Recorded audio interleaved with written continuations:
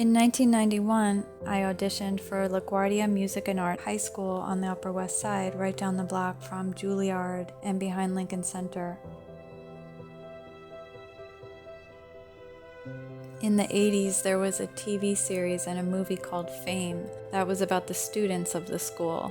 It was a different building, I think in Midtown, but it was a good representation, I thought, of teenage native New Yorkers. So I auditioned for both the music and the art programs and was accepted into both. But in the end, I had to choose one, so I chose art, and that sent me on the trajectory of darkroom photography, specifically black and white 35mm film.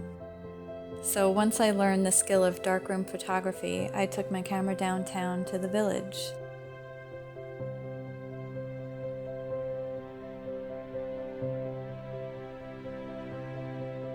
It was a world of artists, musicians, writers, political activists, teenage runaways, squatters, punks, and I loved photographing them.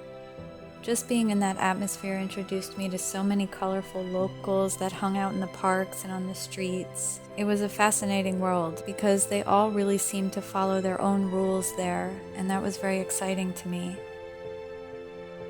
Years later, I published a book of my photographs. I wrote something that I still believe today.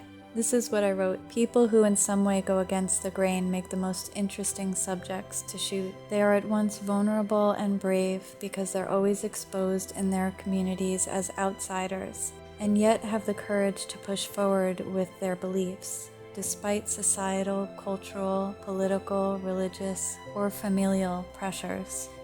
They are what is beautiful and unique about life. They are rich, soulful, and often misunderstood people that stretch the perimeters of acceptance and pave the way for future generations to potentially create a new norm.